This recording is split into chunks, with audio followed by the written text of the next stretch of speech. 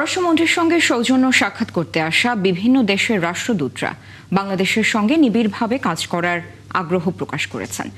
জবাবে পররাষ্ট্রমন্ত্রী ডক্টর খলিলুর রহমান সবাইকে বাংলাদেশের স্বাধীনতা ও সার্বভৌমত্বের প্রতি শ্রদ্ধাশীল থাকার আহ্বান জানান। এদিকে সাক্ষাৎ শেষে ইউরোপীয় ইউনিয়নের রাষ্ট্রদূত মাইকেল মিলার বললেন, বিগত সরকারের প্রস্তাবিত সংস্কারের বাস্তবায়ন দেখতে চান তারা। সুফিয়ান ফারাবি রিপোর্ট।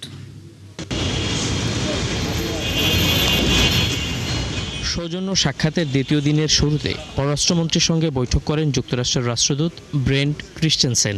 বেলা 1:15 থেকে ঘণ্টাব্যাপী বৈঠক হয় তাদের। বৈঠক শেষে বেরিয়ে গণমাধ্যমের সঙ্গে কথা বলেননি যুক্তরাষ্ট্রের রাষ্ট্রদূত। অপটিক্যাল ব্রাইটেনার, কালার গার্ড এবং জার্ড লক সমৃদ্ধ অ্যাডভান্স ফর্মুলায় এলো নতুন রে ডিটারজেন্ট পাউডার।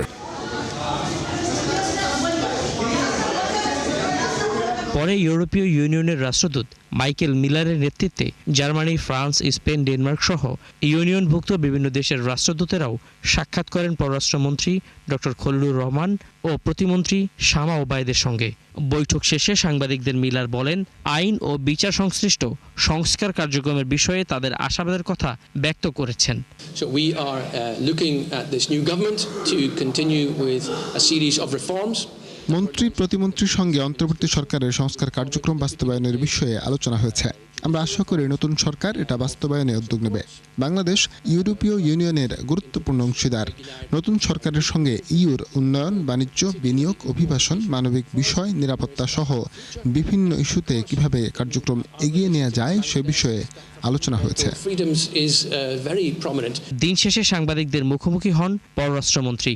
তিনি জানান, সৌজন্য সাক্ষাতেও বাংলাদেশের সঙ্গে সম্পর্ক জোরদারের বার্তা দিয়ে গেছেন রাষ্ট্রদূতেরা। আমাদের মোটো হচ্ছে বাংলাদেশ ফার্স্ট, সবার উপরে বাংলাদেশ, এবং আমরা স্বাধীনতা, সার্বভৌমত্ব, পরস্পরের আভ্যন্তরীণ ব্যাপারে হস্তক্ষেপ না করা এবং পারস্পরিক